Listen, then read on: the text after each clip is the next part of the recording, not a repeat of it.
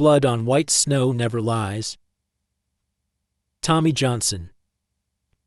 12. Heard the whimper before he saw her, a German shepherd, heavily pregnant, trapped in a Conibear bear trap. The metal jaws had crushed her right hind leg, bone gleaming through muscle. Frozen blood pooled beneath. But the injury wasn't what turned Tommy's stomach. It was the scars. Cigarette burns dotting her fur, whip marks across her back. Wounds screaming of prolonged or cruelty. 24 hours earlier, Robert Miller had dragged this dog into his truck. "You let the fox kill my chickens." The 70-year-old veteran's boot connected with her swollen belly. He drove into Colorado wilderness, shoved her into February cold, and sped away. She'd run after the taillights, desperate. She'd stepped into Miller's illegal trap. Now Tommy knelt beside her. Hope's eyes met his, not pleading, but cold. Empty, as if she'd already died once. Leave a like and share your thoughts in the comments, along with the city you're watching from now. Let's continue with the story. Tommy's scream tore through the frozen air. David and Emily Johnson crashed through the snow-laden pines, Sarah stumbling behind them. They stopped cold at the creek's edge. Oh, God. Emily dropped to her knees beside the dog. Her hand hovered over Hope's distended belly, then touched 6 puppies thrashing inside. Frantic kicks against her palm. David pulled out his phone. No signal. The canyon walls swallowed everything. "Sarah, run to the ridge. Get help. Now." His 16-year-old daughter took off, boots slipping on ice. Blood dripped from her hands as she clawed up the rocky slope. Phone held high like a torch. 200 feet up, one bar flickered to life. She dialed 911, gasping. "Colorado Wildlife Rescue, we need trapped dog, pregnant, bleeding out." The dispatcher's voice crackled. "Location? Pine Creek Canyon, North Trail, mile marker 7. Medical status: leg crushed, pregnant, temperatures -8. She's..." Sarah looked down at her mother wrapping their winter coat around the shivering dog. "She's dying." A pause. Then, heavy bleeding plus hypothermia plus pregnancy equals 90 minutes maximum survival time. Helicopters 45 minutes out. Can you keep her warm? We'll try. Try harder. Those puppies are running out of oxygen. The line went dead. Sarah slid back down, skinning her knees. 45 minutes. Emily had already stripped to her thin wool sweater, her expensive down coat now wrapped around Hope. Her lips turned blue within minutes, but she didn't take it back. David frantically gathered deadfall, hands raw and bleeding as he snapped frozen branches. The lighter sparked once, twice, 10 times before catching. A small flame sputtered to life beside Hope's head. Tommy removed his gloves, with bare hands. He rubbed Hope's intact paw, trying to restore circulation. His fingers went numb, then white. Then he couldn't feel them at all. He didn't stop. Hope's eyes had glazed over. Her breathing slowed. "Mom, she's not moving." Emily leaned close to Hope's face and began singing. A lullaby from Tommy and Sarah's childhood, soft and wavering in the cold. Hope's ear twitched. 15 minutes gone. Hope's abdomen contracted violently. She whimpered the first sound she'd made. Blood gushed fresh from her mangled leg. "One of the puppies died," David said quietly, watching Hope's belly. "The stress? Don't say that in front of her." Emily's voice was fierce. She stroked Hope's head. "You hold on. You hear me? Your babies need you to hold on." 30 minutes. Hope stopped shivering. Tommy knew from Boy Scouts that was worse than shaking. That meant the body was shutting down. He pressed his chest against Hope's side, sharing what little warmth his 12-year-old body could offer. "Please don't go. Please." Sarah fed sticks into the dying fire. The wind kept killing it. 40 minutes. Then a sound. Distant. Rhythmic. Helicopter blades. The noise grew louder, and Hope's eyes cracked open. She looked directly at Tommy with an expression that made him want to cry recognition, as if she understood he was trying to save her. The aircraft appeared over the ridge, massive and red. Colorado Wildlife Rescue emblazoned on its side. They couldn't land too many trees, too much rock. It hovered 20 feet up, downdraft sending snow into blinding spirals. A rope dropped. A woman in tactical gear descended, boots hitting the ground with precision. She was maybe late 30s. Blonde hair in a tight braid, a medical pack strapped across her chest. Jessica Parker. Rescue lead. She knelt immediately, assessing. Her hands moved over Hope's body, professional and fast. She stopped at the scars on Hope's back. Her jaw tightened. Who did this to her? The question came out rough, almost a whisper. "We don't know." Emily said, "We just found her." Jessica's fingers traced a whip mark, and David noticed something. Her hand was shaking. Not from cold, from something else. She opened her pack, pulling out a syringe of morphine. "This'll help with the pain." Hope didn't flinch when the needle went in. She just watched Jessica's face, studying her, as if deciding whether this human could be trusted. Jessica began working on the trap. Conibear traps are designed for instant kills. The fact she's alive. She shook her head. She should have bled out hours ago. She was waiting. Tommy said suddenly. Everyone looked at him. For her babies.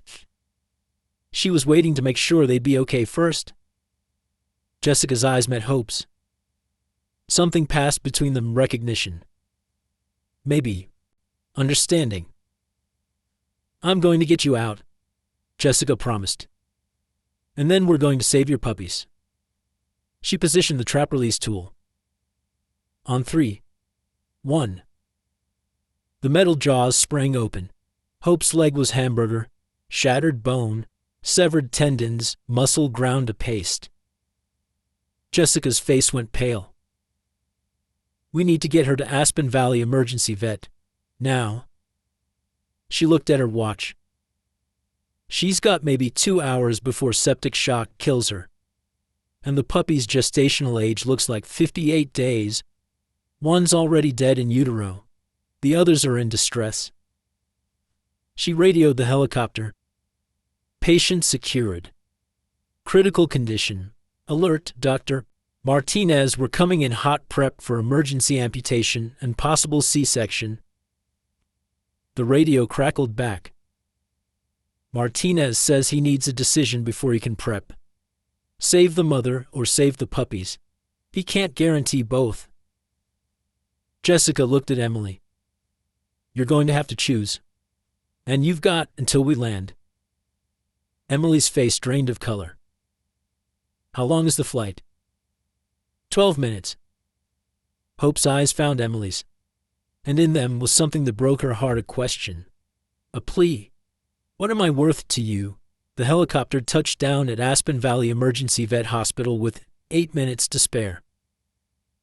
Dr. Richard Martinez was waiting. 55 years old with silver hair and hands that had saved hundreds of animals. He took one look at Hope's mangled leg, and his expression hardened. "Get her into Trauma Bay 2, now." They wheeled Hope inside on a gurney. The Johnson family tried to follow, but a nurse stopped them. "Family waiting room is down the hall." "We're not family," Emily protested. We just found her. Then you've done enough. The nurse's tone was kind, but firm. Let us work. The doors swung shut. 15 minutes later, Dr. Martinez emerged. He wasn't wearing surgical scrubs yet. That was the first bad sign. We have a problem. He held an X-ray up to the fluorescent light. The leg is unsalvageable. Bones pulverized. Main arteries severed. Massive tissue death. If we don't amputate, gangrene will set in within hours. So, amputate, David said. It's not that simple. Martinez pulled up an ultrasound image on his tablet. She's carrying 6 puppies. Well, 5 now, one's already deceased in utero. The surgical shock from amputation will likely trigger premature labor or fetal distress. At 58 days gestation, they're 3 weeks early. Their lungs aren't fully developed. Emily felt the floor tilt beneath her. So what are you saying? I'm saying I need you to make a choice. Fast. We've got maybe 6 hours before septic shock becomes irreversible. He pulled up a chair, forcing them to sit. Option A. We prioritize the mother, amputate the leg, manage her pain. Let the deceased puppy pass naturally. The stress will almost certainly kill the other 5 in utero, but Hope has an 80% chance of survival. Sarah made a small sound in her throat. Option B. We perform an emergency C-section now. Try to save the puppies. But Hope is already in shock. She'll likely hemorrhage during surgery. We could save maybe 3 of the 5 puppies. But Hope's survival rate drops to 20%. There has to be another option, Emily said. Martinez hesitated. There is option C. We attempt both simultaneously, amputation and C-section in the same surgery. I bring in my partner, Dr. Sarah Chen. She handles the puppies while I handle the amputation. What's the success rate? David asked. 5%. Maybe. Martinez took off his glasses, rubbed his eyes. I've never attempted this procedure on a pregnant dog. The blood loss alone, we'd need multiple transfusions. The anesthesia dosing is a nightmare, and even if Hope survives the surgery, the trauma could cause organ failure within 48 hours. And if it works, Tommy spoke for the first time since they'd arrived. Martinez looked at the boy. If it works, we save everyone. Mother and all 5 puppies. But probably we lose everyone, David said quietly. Probably. Emily stood, walked to the window. Outside. Snow was falling again. She could see her reflection in the glass, a 43-year-old woman who looked a decade older in this light. 8 years ago, she'd been in a different hospital. Different choice. Same impossible odds. Her first husband before David. Before this life had been in the delivery room when the doctor asked the question, "Your wife is hemorrhaging. We can save her or the baby, not both. Choose." He'd chosen her. The baby died. Their marriage died 6 months later. Emily had lived with that ghost for years. The child who had been sacrificed so she could survive. She'd spent years wondering if she'd been worth the trade. Now she was being asked to play God again. How long do I have to decide? Her voice sounded far away. 5 minutes, Martinez said. After that, sepsis makes a choice for us. David stood beside her. We have to think practically. The puppies might not survive anyway. I know. Hope is suffering right now. I know. Sarah joined them at the window. Mom, whatever you choose, it's not your fault. But it would be. That's how these choices worked. Emily closed her eyes, saw Hope's face in the snow. Those dead eyes. The scars. The evidence of prolonged torture. This dog had already survived one death sentence. Someone had beaten her, burned her, abandoned her pregnant in freezing wilderness. She dragged herself through snow with a crushed leg, hanging on because her babies needed her to hang on. She'd chosen her children over her own survival. Could Emily do less? She turned to Dr. Martinez. Option C. Emily, David started. Option C, she repeated, firmer. Save them all. The odds, I don't care about the odds. She pulled the consent forms toward her, grabbed a pen. Her hand shook as she signed. That dog chose to suffer for her babies. I'm choosing to give her the same chance she gave them. Martinez took the papers.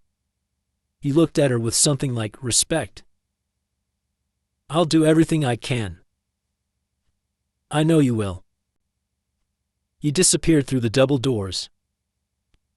The waiting room clock read 2:47 p.m. David pulled Emily close.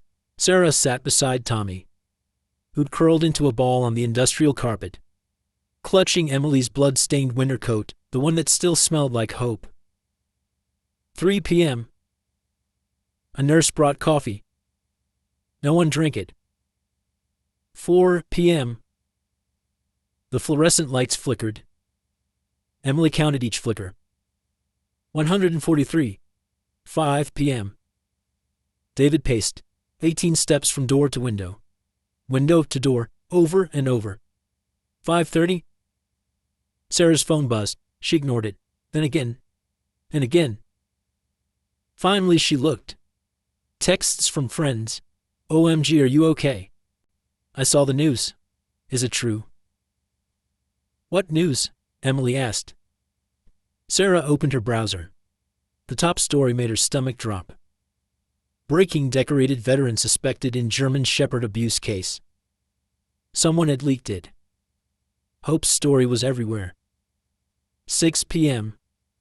Footsteps in the hallway. Fast, running. A nurse burst through. We need more blood. The dog's type. Do you know anyone with a German Shepherd? We're losing her. Tommy jumped up. How much time? Minutes. Sarah was already on her phone, texting everyone she knew.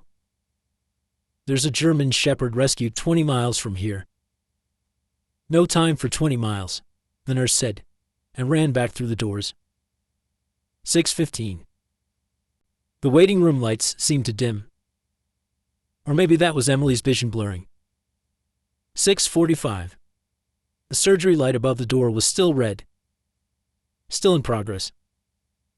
Then a sound from inside. Long and continuous. The flatline alarm. Tommy shot to his feet. No. No, no, no. The doors slammed open. Dr. Martinez stumbled out. His surgical gown was soaked in blood. His face was gray. His hands were shaking. He looked at Emily, opened his mouth. Nothing came out. Emily stood, walked toward him. Please, she whispered. Please just tell me. Martinez swayed on his feet. He grabbed the door frame for support. I'm sorry. His voice broke. I'm so sorry. Tommy screamed. The sound was inhuman, wrenched from somewhere deep and broken. I'm sorry. Martinez said again, tears now running down his face. For scaring you like that. The world stopped spinning. What? She's alive. They're all alive. He laughed, almost hysterical. I don't know how. But they're all alive. Hope and all 5 puppies. Emily's knees gave out. David Connor. How? She couldn't form words. How is that possible? Martinez shook his head slowly. I've been a veterinary surgeon for 30 years. I've never seen anything like this. She should have died on the table. We lost her twice, full cardiac arrest, and she came back. Both times. The moment we stabilized the puppies, her heart started again. Like she was waiting, making sure they were okay before she'd let herself go. Can we see her? Tommy asked. She's in recovery, still critical. But Martinez smiled through his tears. Yeah. You can see her. They followed him through the doors. The recovery room was warm, softly lit. Hope lay on a heated surgical table, breathing tube still in her throat. Her right hind leg was gone from the hip. Bandages covered the amputation site. Beside her, in a specialized incubator, 5 tiny German Shepherd puppies squirmed under heat lamps. 4 males, 1 female. The female was smallest and barely moving. That one's touch and go, Martinez said quietly, pointing to the tiny female. She's not nursing yet. The others are strong, but her.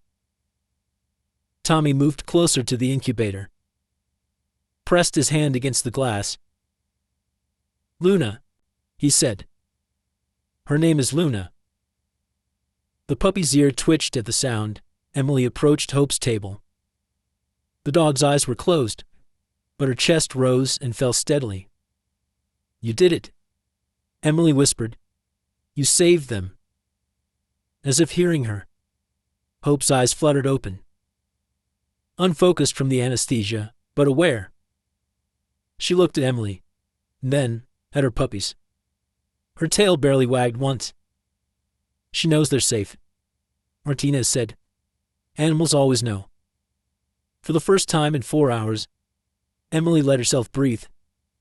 Everything was going to be okay. It had to be. Behind them, through the recovery room window. Sarah's phone lit up on the waiting room chair. Notifications were exploding, hundreds of them. The story had gone viral, and with virality came attention. The kind of attention that destroys as much as it saves. Day 1. Hope opened her eyes at dawn. The breathing tube had been removed during the night. Martinez stood beside her, monitoring vitals, and when she tried to lift her head, he gently steadied her. Easy, girl. You've been through hell. Hope's gaze immediately found the incubator. 5 puppies. She counted them somehow. Emily was certain the dog counted them, and only then did she relax back onto the heated pad. She knows they're all there, Martinez said softly. She won't rest until she sees them. Can we bring them closer? Emily asked. Martinez hesitated, then nodded. Normally I'd wait another day, but I think she needs this. They wheeled the incubator beside Hope's recovery bed. The moment the puppies were within reach, Hope stretched her neck, wincing from the effort, and touched her nose to the glass. The 4 male puppies squirmed toward her scent, the smallest one. Luna barely moved. Tommy had stayed the entire night, sleeping in a chair beside the recovery room window. He woke now, eyes red from exhaustion, and came to stand beside the incubator. Luna's not eating, he said. It wasn't a question. No, Martinez admitted. We've been tube feeding her. But she's not responding well. Her body temperature keeps dropping. Can I hold her? Tommy, she's very fragile. Please. Martinez looked at Emily. She nodded. He opened the incubator, lifted Luna with practiced care, and placed her in Tommy's cupped hands. The puppy was no bigger than a potato. Her eyes still sealed shut, her breathing shallow. Tommy sat down, cradling her against his chest. He didn't speak, didn't move, just held her. And slowly, over the next 20 minutes, Luna's breathing steadied, her body warmed against his. I'll be damned, Martinez whispered. Hope watched from her bed, And if dogs could smile, Emily would have sworn she saw it. Day 2. Hope stood for the first time on 3 legs. She fell immediately, crashing onto her side with a yelp that made everyone in the room flinch. Sarah knelt beside her. "It's okay. Try again." Hope struggled upright, fell again, and again. On the 4th attempt, she stayed up for 5 seconds before toppling. "She needs time," Martinez said. "Losing a limb is traumatic. The phantom pain alone." But Hope was already trying again. 5th attempt, 10 seconds. 6th attempt, 15. By evening, she could stand for a full minute. "I've never seen determination like this," Martinez told Emily. "Most dogs take weeks to adapt to amputation. She's doing it in hours." That night, they brought the puppies to Hope's bed. She couldn't stand well enough to nurse them properly. So Martinez arranged her on her side, and the 4 male puppies latched on immediately. Luna didn't. She was too weak. Tommy picked her up, dipped his finger in formula, and touched it to her mouth. Once, twice.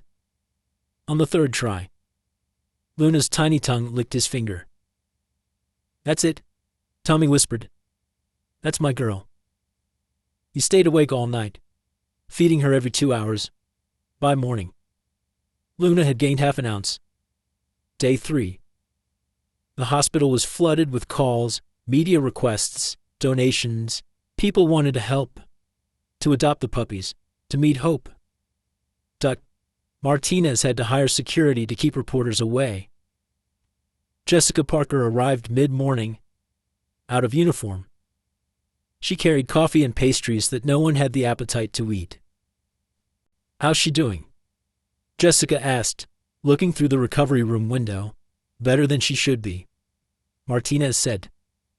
"Medically speaking, she's a miracle." Jessica's jaw tightened. "Yeah. Well, she's earned one." She turned to Emily. "I want to talk to you about adoption." They moved to a quiet consultation room. Jessica sat across from the Johnson family, hands folded on the table. "I know you found her," Jessica began. "And I know you've been here every day. But I need to know, are you planning to keep her?" Emily exchanged glances with David. They hadn't discussed it explicitly, but the answer felt obvious. "Yes," Emily said. "If that's allowed. We want to adopt Hope and 2 of the puppies."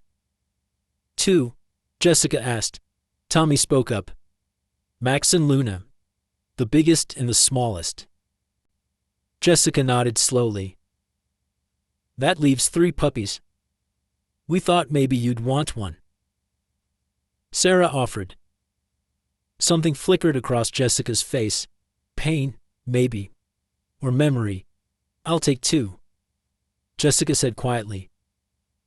"And I know of family good people, work in wildlife rehabilitation, who'd take the 3rd. So, everyone gets a home," Emily said, relief flooding through her.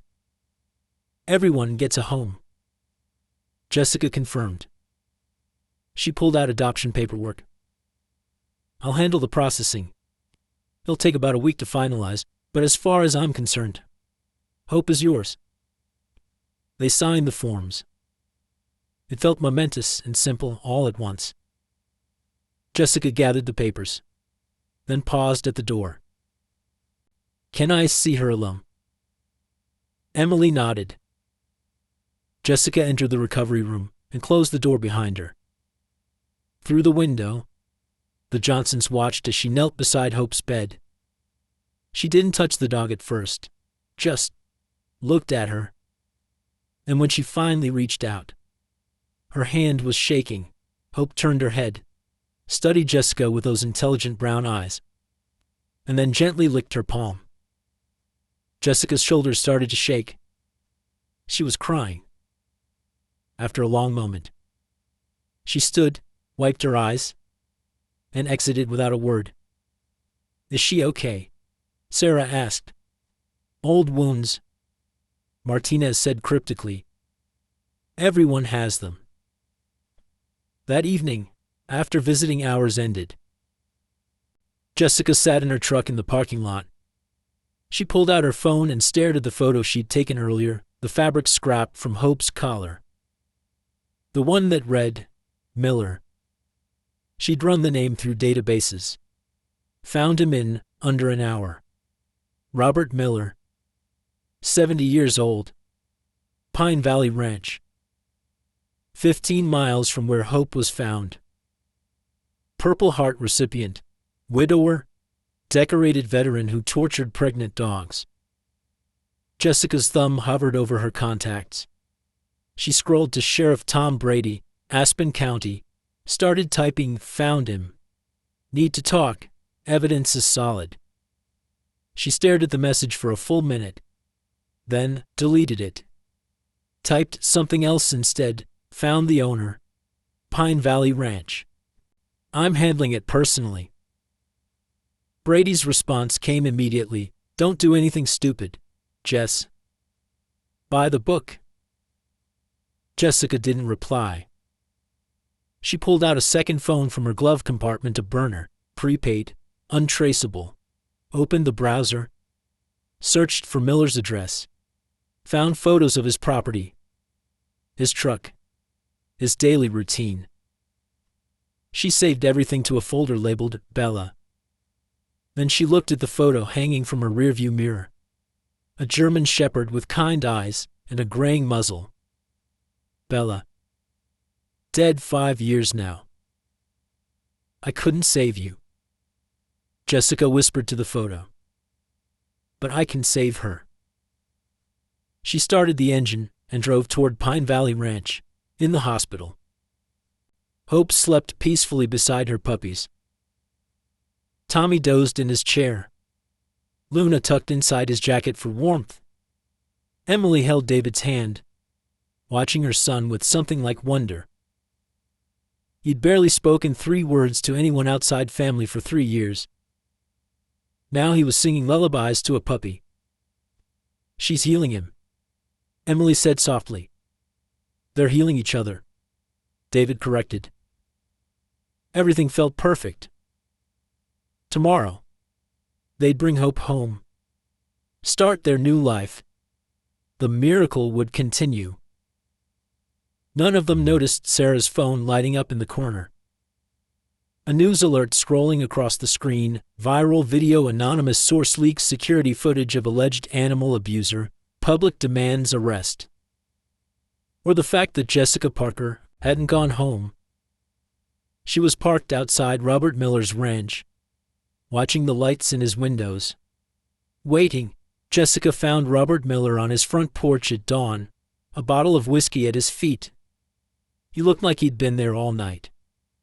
The ranch was falling apart, peeling paint, broken fence posts. The kind of decay that happens when someone stops caring whether they live or die. Miller saw her truck pull up but didn't move, just took another drink. Jessica cut the engine and walked toward him, boots crunching on frozen gravel. She pulled the fabric scrap from her pocket, the piece with his name embroidered on it. You're Robert Miller? It wasn't a question. He stared at the fabric, then at her face. You're the one who found her. Her name is Hope. Miller flinched like she'd struck him. That was my wife's middle name. Margaret Hope Miller. His voice cracked. I gave it to the dog after Margaret died. Thought it might. He trailed off. Took another drink. Jessica's hand moved to her jacket pocket where her phone was recording. One confession. That's all she needed. Tell me what you did.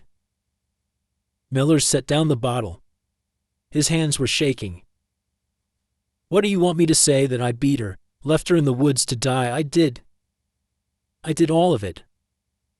Why? Because I'm a goddamn coward. He laughed bitterly. 30 years in the army, 2 tours in Afghanistan.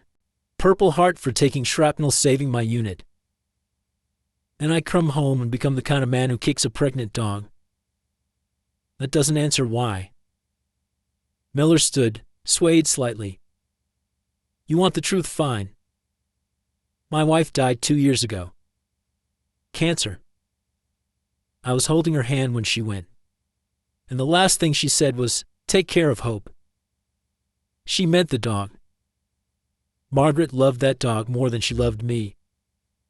Probably.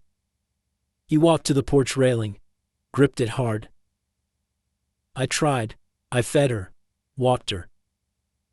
But every time I looked at that dog, I saw Margaret dying. Over and over. Then Hope got pregnant, some stray got to her while I wasn't watching, and I just snapped. So you tortured her? I didn't mean to. He turned, and Jessica saw tears streaming down his weathered face. The first time I hit her, I told myself it was discipline. She'd knocked over Margaret's urn. I lost it. Hit her with my belt. Then I saw what I'd done, and I was so ashamed I hit her again. To make her stop looking at me like that. Like what? Like she forgave me. Like she understood. Miller wiped his face roughly. That made it worse. So I kept... His voice broke completely. I kept hurting her because I couldn't stand that she still trusted me. Jessica felt sick. Her finger hovered over the phone stop button.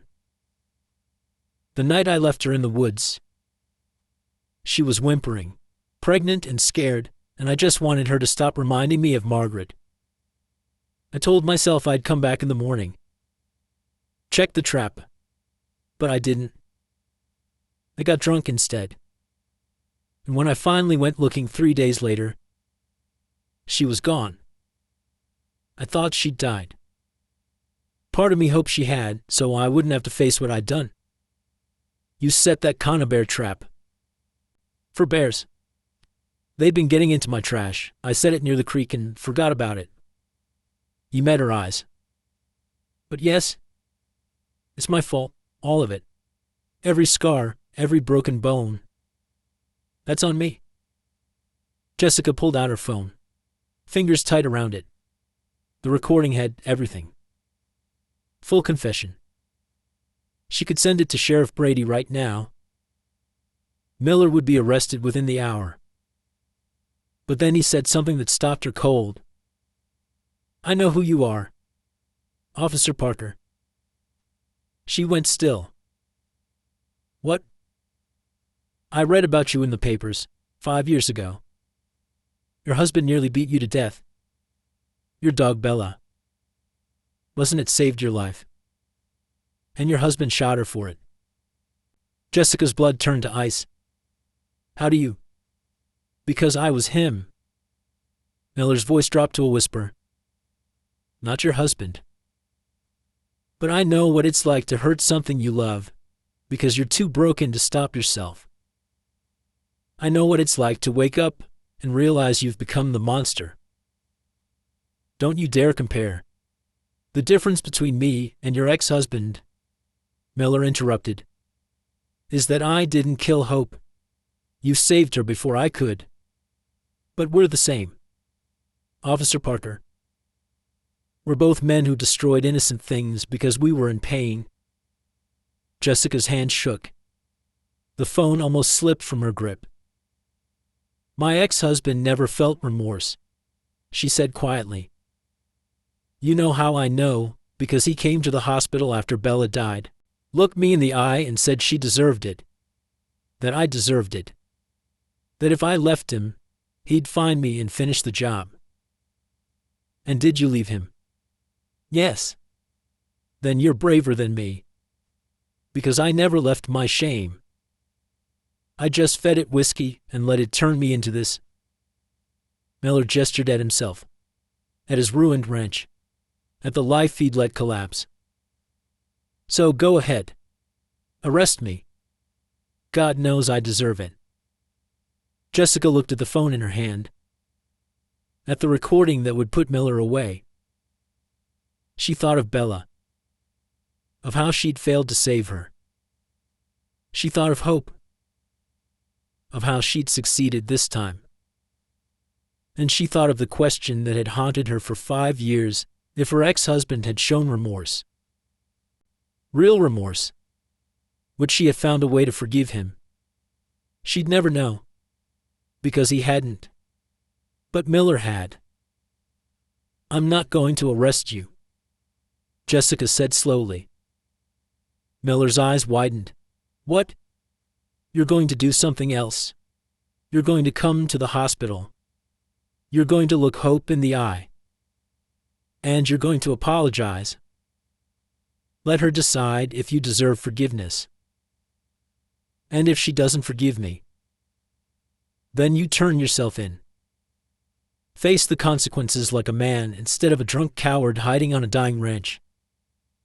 Miller stared at her for a long moment, then nodded. "Okay." Jessica turned to leave, then paused. She pulled out her phone and, thumb hovering over the recording file, pressed delete. "What are you doing?" Miller asked. "Giving you a chance. Don't waste it." She walked back to her truck, hands still shaking.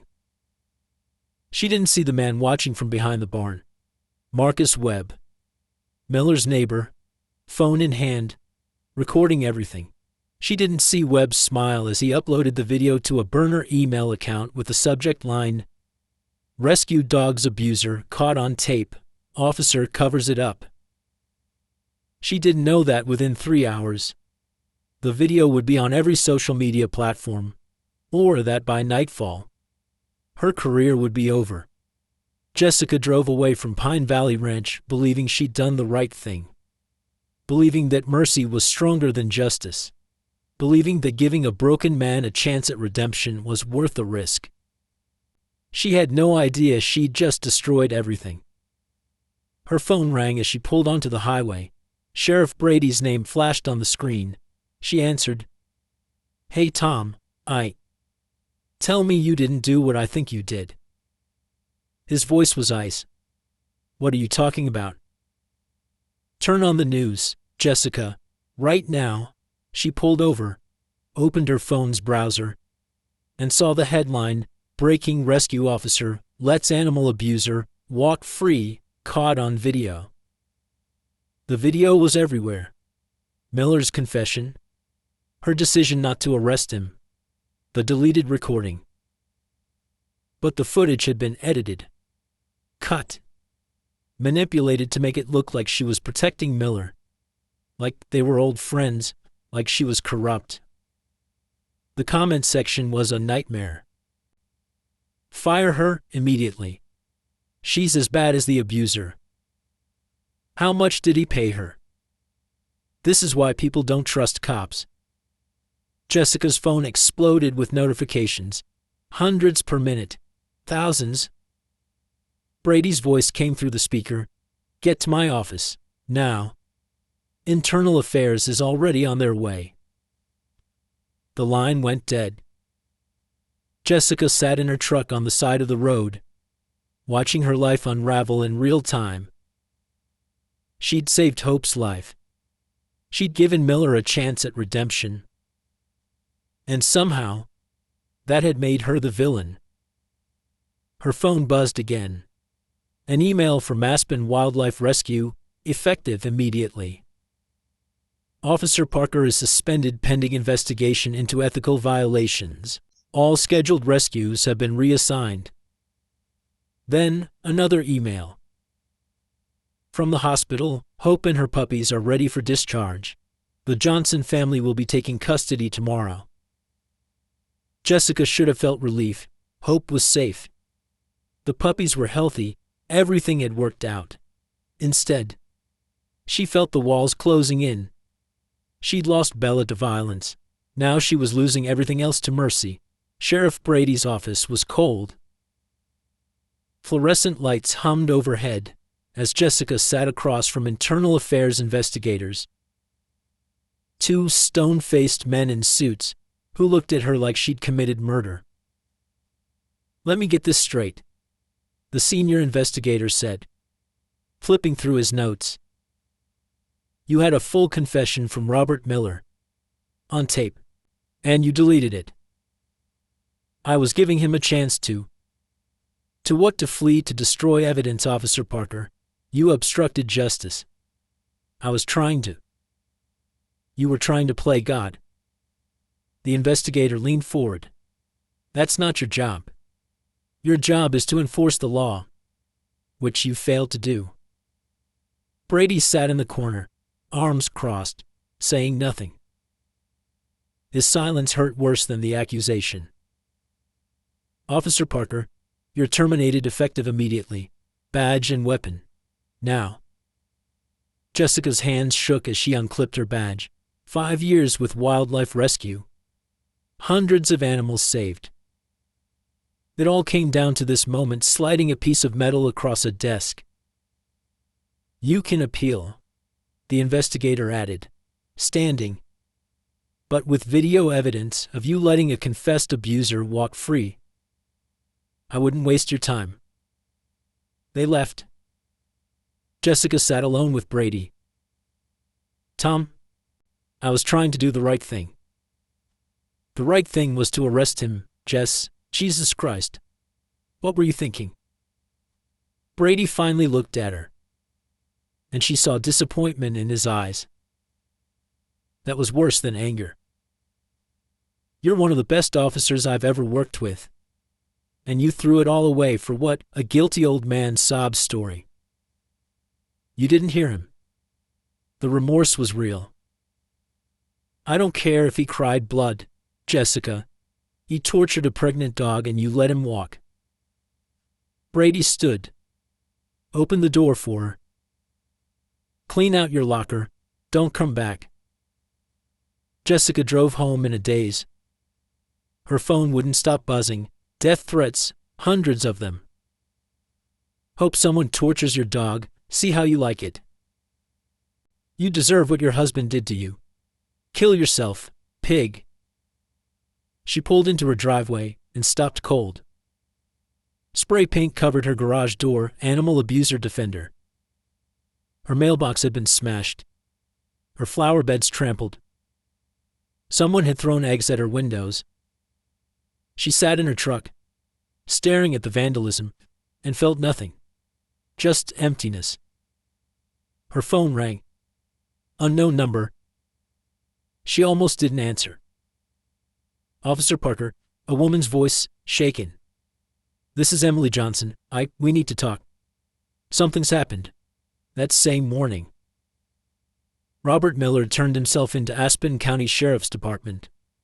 He walked through the doors sober, showered, wearing his old army dress uniform. He requested no lawyer. "I'm here to confess to animal cruelty and abandonment," he told the desk sergeant. "I left a pregnant German shepherd in the wilderness to die. I accept full responsibility." The arrest made headlines within minutes, but so did the charges. Colorado law classified animal abandonment as a misdemeanor. Even with the abuse evidence, the prosecutor's office determined they could only pursue Class 1 misdemeanor animal cruelty, maximum 18 months jail, $5,000 or fine, illegal trapping, additional $1,000 fine, confiscation of equipment. Miller's attorney, a public defender assigned by the court, built his defense around PTSD, grief, and immediate remorse. They brought in Miller's military records, character witnesses, a psychologist who testified about complicated grief disorder. The judge, a 72-year-old veteran himself, showed sympathy, sentenced $6,000 in fines, 400 hours community service at an animal shelter, mandatory counseling, 5-year ban on pet ownership, and 6 months in county jail suspended pending successful completion of probation. No prison time. The courtroom erupted. Outside, Protesters screamed for justice. The video of the sentencing went viral instantly, condensed into a 15-second clip. Man tortures pregnant dog, gets 0 jail time. By evening, the outrage had reached fever pitch, and it found a new target: the Johnson family. Why would they adopt his victim? Online commenters demanded. They're profiting from tragedy. They're probably friends with Miller. This whole thing is a cover-up. They're all in on it together. The logic was insane. But mob mentality didn't care about logic. That night, someone threw a brick through the Johnsons' living room window. The note attached read, "Send hope to a real family." David called the police. They came, took a report, said there was nothing they could do without witnesses. The next morning, more vandalism. Trash dumped on their lawn, their car tires slashed. Sarah stopped going to school after someone spray-painted "animal abuse supporter" on her locker. Tommy refused to leave Hope's side. He'd moved into the garage where they'd set up Hope's recovery area, sleeping on a cot beside her bed. Hope couldn't climb stairs yet, couldn't navigate the house on 3 legs, so the garage had become their world. Emily found him there at 2 a.m., sitting with Luna curled in his lap, Hope's head resting on his knee. "Mom, are we bad people?" Tommy asked. For taking her, Emily knelt beside him, fighting tears. "No, baby, we're not." "Then why is everyone so mad at us?" She had no answer. The breaking point came 3 days later. David was leaving for work when he found the message spray-painted across their garage door. 24 hours, give up the dog or we'll take her. He called Emily immediately. "Pack bags, we're leaving." "Leaving where?" "I don't care. A hotel, my brother's place in Utah. Anywhere but here." "David, we can't just abandon." "We're not abandoning anyone. We're taking Hope with us. And the puppies. But we cannot stay in this house while people are threatening our children." Sarah was already packing. Tommy refused to move. "I'm not leaving Hope," he said flatly. "We're taking her with us." Emily assured him. "What about Max and Luna? What about the other puppies? What if those people come here and hurt them?" David knelt in front of his son. "The other puppies are with Jessica and Dr. Martinez. They're safe." How do you know? How do you know they won't find them too?" He didn't know. None of them knew. Emily's phone rang. Jessica Parker's name on the screen. She answered on speaker. "Emily, I need you to listen carefully." Jessica's voice was strained. "Marcus Webb Miller's neighbor who leaked the video just posted your home address online, along with Dr. Martinez's clinic address and my home address." "No. Why would he?" "Because people are offering money for anyone who can rescue Hope from you. They think you're unfit to care for her, that you're part of some conspiracy with Miller." Emily felt the room tilt. That's insane. Insane doesn't matter anymore. What matters is you're in danger, your family, Hope, all of you. What do we do? A long pause. Then, "I have an idea. But you're not going to like it." "Tell me." "We make this public, all of us. You, me, Dr. Martinez, even Miller. We do a press conference. We tell the whole story, the real story. We put faces to the names. Make them see we're human beings, not villains in some internet morality play." "That'll just make it worse," David said. "Give them more ammunition." "Maybe," Jessica admitted. "Or maybe the truth will cut through the noise. Maybe if they see Hope, alive and healing and loved, they'll remember why they were angry in the first place, not at us." at what happened to her. Emily looked at Tommy, still holding Luna, at Sarah, tears streaming down her face, at David, looking 10 years older than he had a week ago, at Hope, watching all of them with those intelligent, knowing eyes. If we do this, Emily said slowly, and it goes wrong if it puts Hope in more danger, then we'll have made things worse, Jessica finished. But if we don't do anything, Webb and his mob will hunt you down anyway. At least this way. We control the narrative. Emily closed her eyes, thought of Hope standing on 3 legs, falling, getting back up, falling again, never quitting. Okay, she said. We'll do it. Tomorrow. Aspen Valley Hospital. Noon, I'll arrange everything. Jessica hung up. The Johnson family sat in their vandalized home, with their traumatized children and their 3-legged dog and 5 tiny puppies, and realized they were about to bet everything on a press conference. Either the truth would save them, or it would destroy them completely. The morning of the press conference, Emily couldn't eat. She stood at the kitchen counter, coffee growing cold in her hands, staring at the speech Jessica had helped her write. It was 3 pages. Facts, timeline, emotional appeals, carefully crafted to humanize them, to reframe the narrative. It felt like a suicide note. You don't have to do this, David said quietly. He'd been up all night researching witness protection programs, relocation assistance, anything that would get them out of Colorado without burning their lives to the ground. Yes, I do. If this goes wrong, if they twist your words, if the mob gets worse, we won't be able to take it back. She knew. God. She knew. Sarah appeared in the doorway, dressed in the conservative blue dress Jessica had suggested. Make you look sympathetic, Jessica had said. Trustworthy. I look like I'm going to a funeral. Sarah said now. Maybe we are, Emily replied before she could stop herself. Tommy was in the garage with Hope. He'd been there since 5 a.m., hadn't come in for breakfast.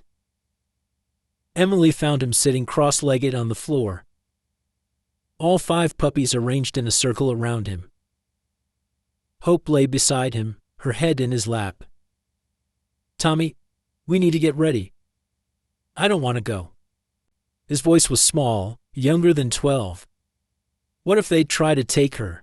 What if we say the wrong thing and they come after her? Emily sat down beside him. Then we'll protect her. How we couldn't even protect our house. She had no answer for that.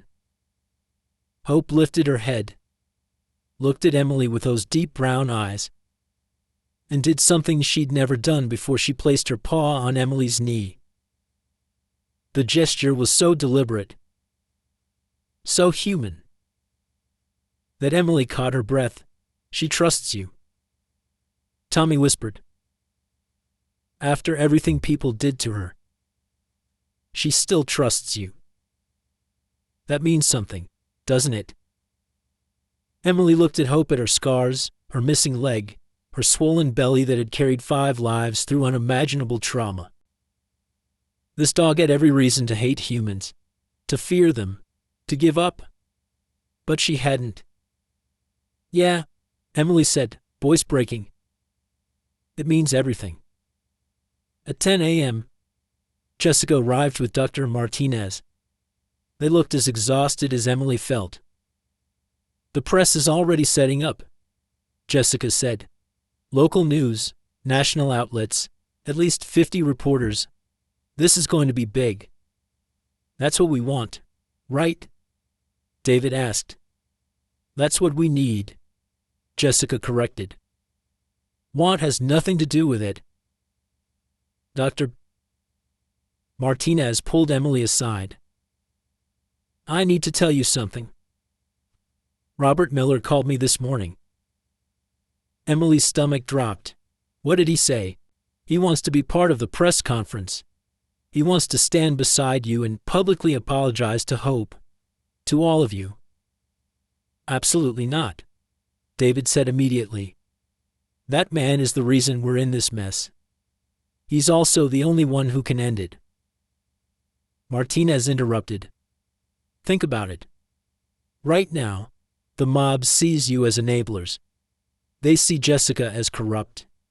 They see me as complicit. But if Miller himself stands up and takes full responsibility, if he looks into the cameras and says, "You saved Hope, not him," it changes the narrative. Or it makes it worse, Sarah said. What if they attack him? What if it turns violent? It might. Jessica admitted. But right now, we're fighting a story. Stories are hard to kill. But if Miller tells the truth, the whole truth, including his shame and his guilt, it might be enough to make people remember that this was never about us. It was about Hope. Emily looked at her family. David, jaw clenched, clearly against it. Sarah, terrified but trying to be brave. Tommy, holding Luna like a lifeline. What does Hope need? Emily asked quietly. What? Jessica blinked. Not what we need. Not what's safest or smartest. What does Hope need? They all turned to look at the dog. Hope stood on 3 legs, unsteady but determined.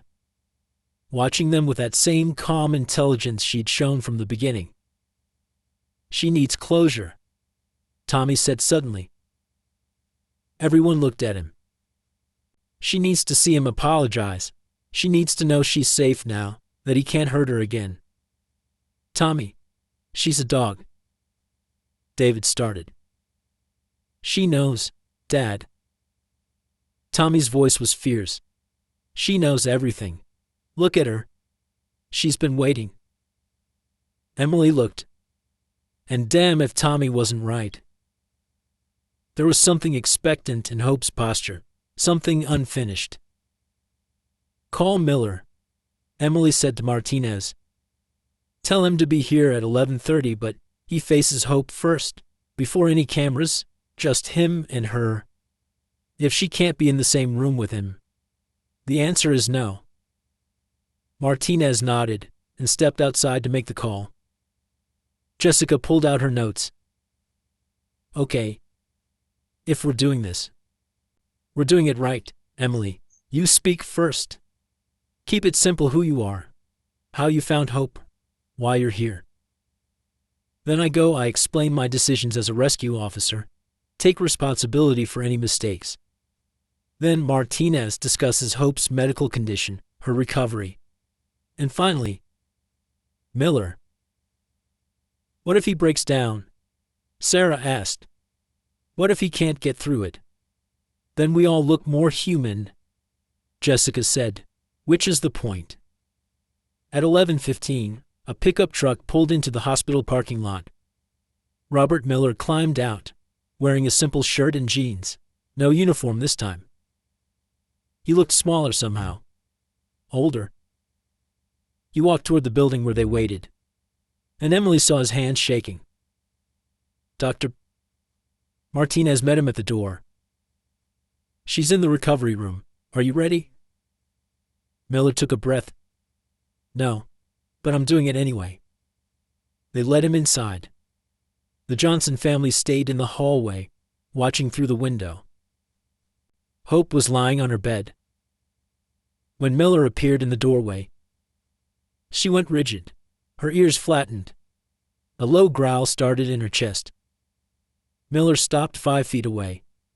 He didn't approach, didn't try to touch her. He just knelt down, slowly, until he was at her level. Hope, he said, voice cracking. I don't expect you to forgive me. I don't deserve forgiveness. I just need you to know. He stopped, wiped his eyes. I'm sorry. For all of it. For every scar. For every moment of fear. You deserve love. And I gave you pain. And I will spend the rest of my life trying to be worthy of the second chance you've given me by surviving. Hope's growl faded.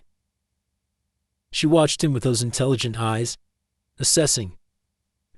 Miller reached into his pocket, pulled out a worn photo. This was Margaret, my wife. She loved you more than anything. And I betrayed you both. I betrayed her memory by hurting you. I betrayed your trust by. His voice broke completely. I'm so goddamn sorry. He set the photo on the floor between them and stood to leave. Hope moved. Three-legged, awkward. She stood and limped toward him. Miller froze, terrified. Hope reached the photo, sniffed it, then looked up at Miller and licked his hand. Once, deliberately, then turned and limped back to her bed. In the hallway, Tommy was crying. She forgave him. Maybe, Emily said softly. Or maybe she just decided he wasn't worth hating anymore. Jessica checked her watch. It's time. They gathered in the hospital lobby. Through the windows, Emily could see the crowd, reporters, cameras, protesters holding signs both for and against them. Police barriers holding back the mob. This was it. The moment that would either save them or destroy them. Emily looked at her family one last time. At Jessica. Career already ruined. At Martinez, reputation on the line. At Miller, shoulders squared despite his shame. And at Hope, being wheeled out by a vet tech. Puppies in a carrier beside her. Ready? Jessica asked. No one was ready. But they nodded anyway. The hospital doors opened. The cameras flashed like lightning. And they stepped into the storm. The crowd was larger than Emily had imagined. 200 people, maybe more, pressed against police barriers. Some held signs supporting Hope. Others screamed obscenities. A makeshift podium had been set up on the hospital steps. Microphones bristled like porcupine quills. Camera lenses caught every angle. Emily approached the microphones, legs shaking. Jessica stood to her left, Dr. Martinez to her right. Miller hung back, barely visible. Hope's carrier sat at the base of the podium, visible to everyone. The puppies squirmed inside, oblivious to the chaos.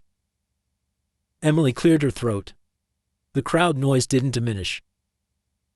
My name is Emily Johnson, she began. Her voice cracked. 10 days ago.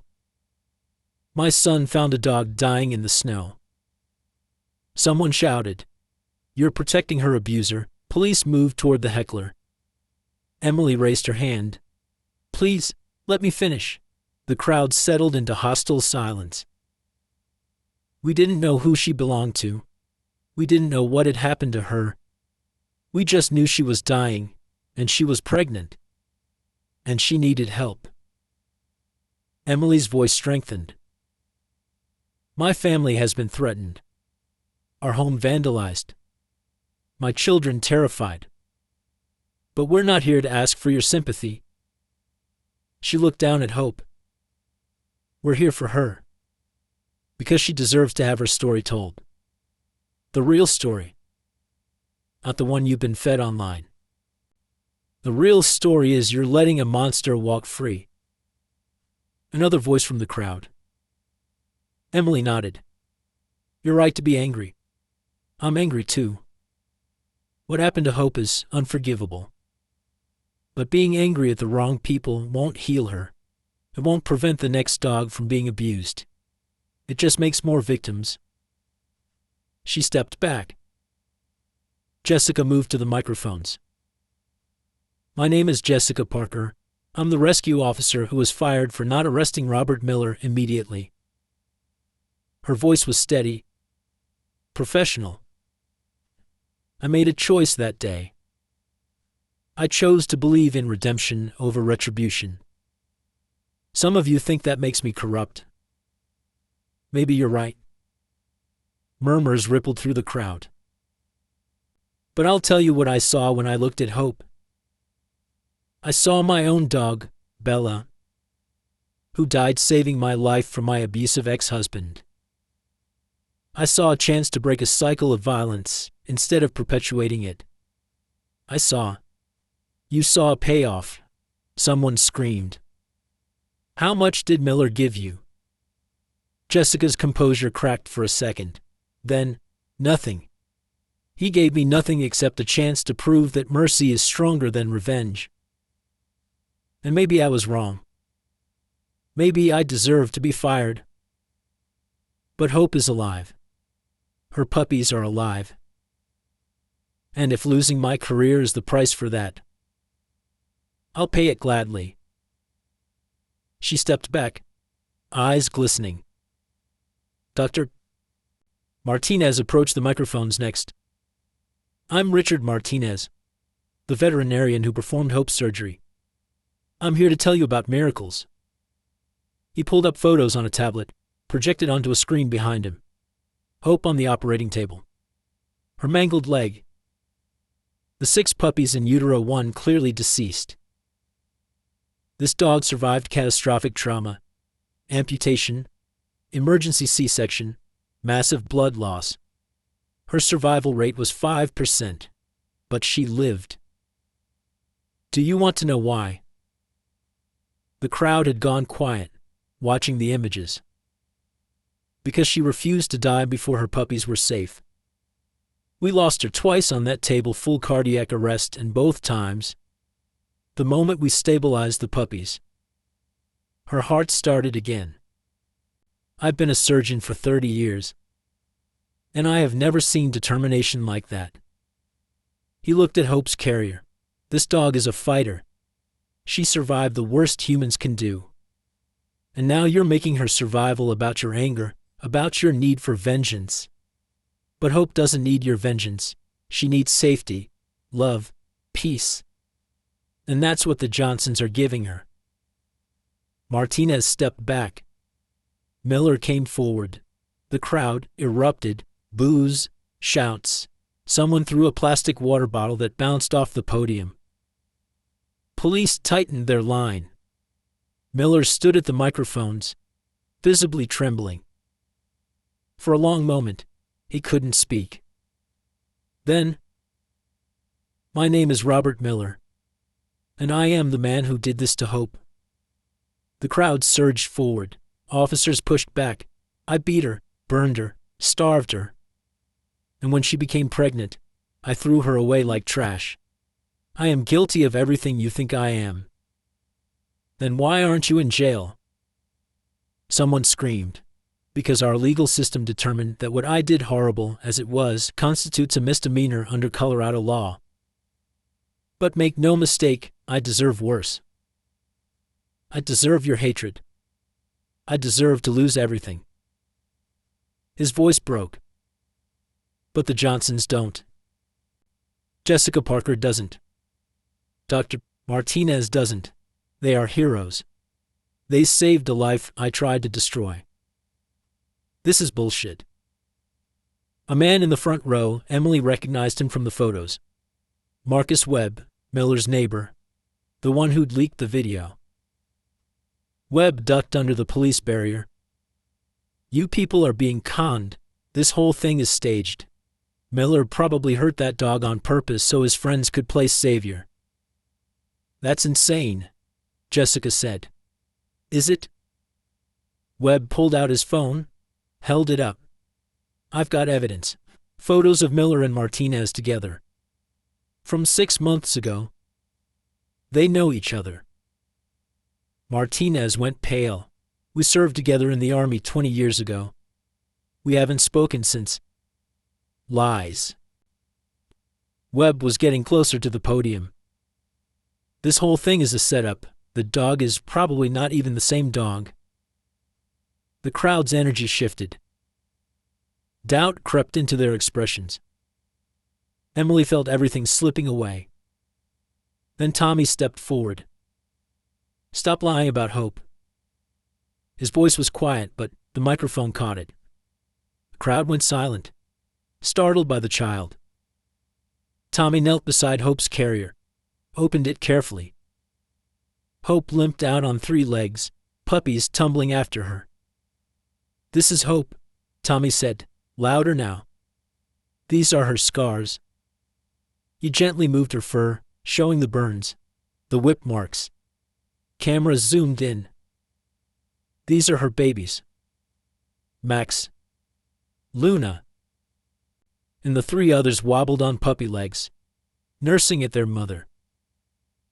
Hope sat beside Tommy, calm despite the chaos, and looked out at the crowd. The image was devastating. A 3-legged mother dog and 5 tiny puppies, and a 12-year-old boy who'd barely spoken to strangers in years, all standing together against a mob. Several reporters were openly crying, but Marcus Webb wasn't done. "That proves nothing." He broke through the police line completely now, running toward the podium. "You people are idiots, you're being manipulated." He reached for Hope. Tommy threw himself in front of her. "Don't touch her." Webb grabbed Tommy's arm, yanking him aside. Hope lunged, 3 legs, still weak from surgery. But she moved like lightning. Her jaws clamped onto Webb's wrist, not biting, just holding, and she growled, low and primal. Webb screamed, tried to shake her off. Police swarmed in the chaos. One of the puppies, Luna, tumbled off the podium edge, toward the street, where a news van was backing up. Tommy saw it happen in slow motion. Luna rolling. The van's reverse lights. The driver not looking. He didn't think. He dove off the 4-foot podium, hitting the pavement hard, and scooped Luna up just as the van's tire passed inches from his head. Emily screamed. The van stopped. Tommy lay on the asphalt, motionless. Luna cradled against his chest. The crowd went silent. Hope broke free from police, limped to the edge of the podium, and howled a sound of pure anguish that cut through every camera, every microphone, every hardened heart in that crowd. Tommy wasn't moving. Emily reached Tommy in seconds, dropping to her knees on the asphalt. "Baby, talk to me." Tommy's eyes opened. He was winded. The fall had knocked the breath from his lungs, but he was conscious. Alive. "Luna," he gasped. "Is she?" The puppy squirmed in his arms, unharmed, confused by the commotion. "She's fine. You're both fine." Emily pulled him into her arms, sobbing. David and Sarah crashed around them, a protective circle. Hope limped down the podium steps. Someone tried to stop her, but she wouldn't be stopped and pushed her way through the family huddle until her nose touched Tommy's face. She licked him once, twice, then gently took Luna from his arms with her mouth, carrying the puppy back to the safety of the carrier. The crowd watched in absolute silence. Then, spontaneously, someone started clapping. It spread like wildfire. Within seconds, 200 people were applauding. Some were crying. The reporters captured every moment. Marcus Webb stood frozen, still held by 2 police officers, watching his narrative crumble in real time. Sheriff Brady pushed through the crowd. "Marcus Webb, you're under arrest for assault on a minor and disruption of a lawful assembly." "I was trying to expose the truth," Webb shouted.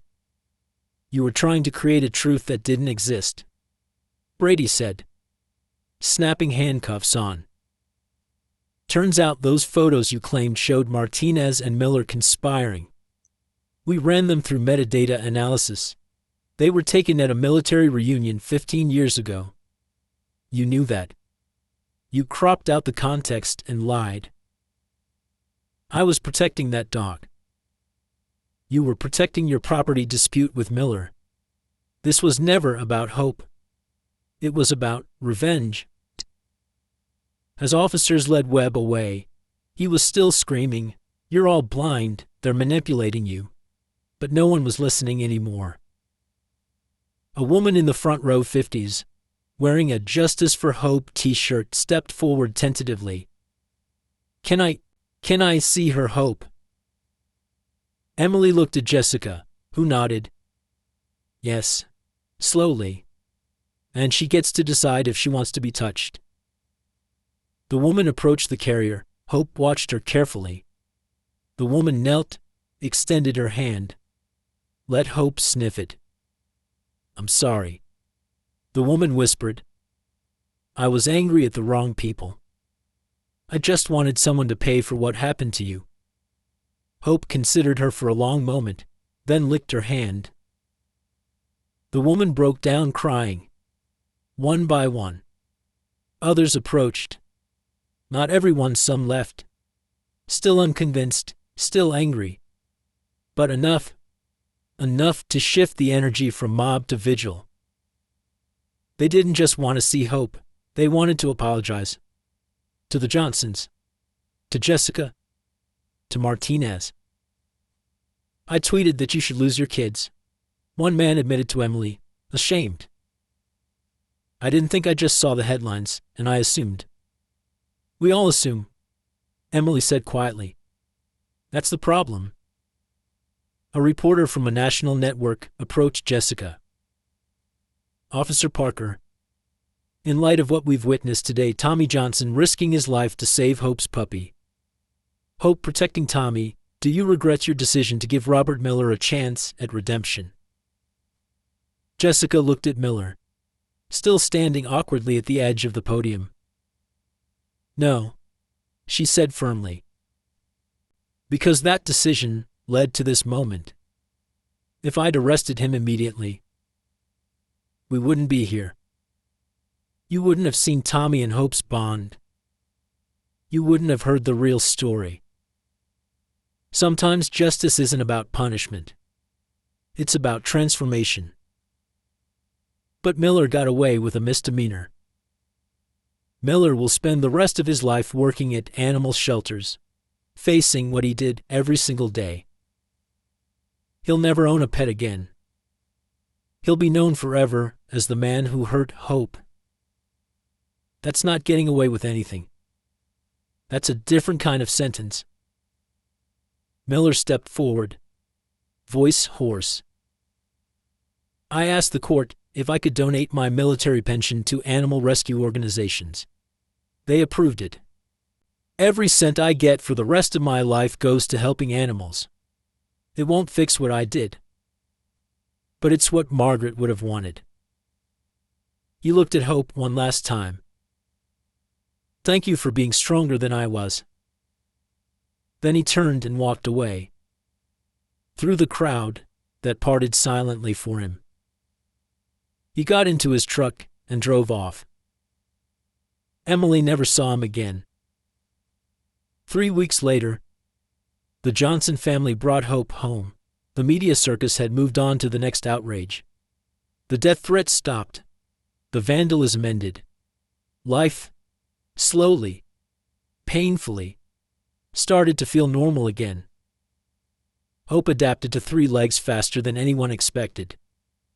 She learned to navigate stairs, to run lopsided but determined, to play with her puppies in the backyard. Tommy transformed. The boy who'd barely spoken to anyone outside his family now volunteered at Dr. Martinez's clinic every weekend, helping other traumatized animals recover. He'd found his voice by helping those who had none. Sarah started a social media campaign, "Think Before You Type Hope's Story." It went viral in a different way, not with outrage, but with reflection. She spoke at schools about mob mentality, about the damage of rushing to judgment. David and Emily adopted Max and Luna officially. The other 3 puppies went to their chosen families, 2 with Jessica, 1 with Dr. Martinez. Jessica got a job offer from a national animal rescue organization. Better pay, better benefits, and a mission statement that valued compassion over protocol. She took it. Dr. Martinez wrote a paper on Hope's surgery for a veterinary journal. It became required reading in vet schools across the country. Marcus Webb was convicted of assault and fraud, 6 months in jail, 2 years probation. His property dispute with Miller was dismissed as frivolous. He lost everything he'd tried to protect. But the real transformation happened quietly, in a suburban Colorado home, in moments no camera ever captured. Hope sleeping at the foot of Tommy's bed. Luna curled against her side. Emily watching her son read aloud to the dogs. His voice confident and clear. Sarah posting photos of Hope's progress, with captions like, 3 legs, infinite courage. David building a ramp so Hope could access the back deck without struggling. The annual checkup at Dr. Martinez's clinic, where Hope wagged her tail at the sight of him, the man who'd saved her life. And once, just once, a package arriving at the Johnson home with no return address. Inside a hand-carved wooden box with Hope burned into the lid. Nestled in tissue paper was the photo of Margaret Miller that Robert had shown Hope that day. A note, in shaky handwriting. She would want Hope to have this, to remember that she was loved once, before everything went wrong. Thank you for loving her now. Ahim. Emily put the photo on the mantel, where Hope could see it. The dog sat and stared at it for a long time, tail wagging slowly, as if remembering something good from before the darkness. Then she turned, limped to Tommy, and laid her head in his lap. The past was the past. This was home now. 1 year later, the Johnson family hosted their first annual Hope Day reunion. All 6 puppies, now full-grown dogs, gathered in their backyard with their families. Hope sat in the center, older now, grayer around the muzzle, watching her children play. Tommy, 13 now, and volunteering at 3 different animal shelters, stood beside his mother. Mom, do you ever think about that day when everyone thought we were the bad guys? Emily pulled him close. Every day. It taught me something important. What? That gratitude isn't just about being thankful for what you have. It's about fighting for it when the world tries to take it away. We could have given up hope to satisfy the mob. We could have run. But we stayed. We fought, because family, real family, isn't about blood or species. It's about who you'd risk everything to protect. Hope limped over, rested her head against Emily's leg. And she taught us that forgiveness isn't weakness. Emily continued. It's the strongest thing you can do. She forgave Miller. She forgave all of us for being human and flawed. And that changed everything. Tommy knelt, hugged Hope tight. She saved us as much as we saved her. That's what family does. Now I want to ask you, have you ever been wrongly accused or misjudged like the Johnsons were? How did you find the strength to keep fighting for what was right?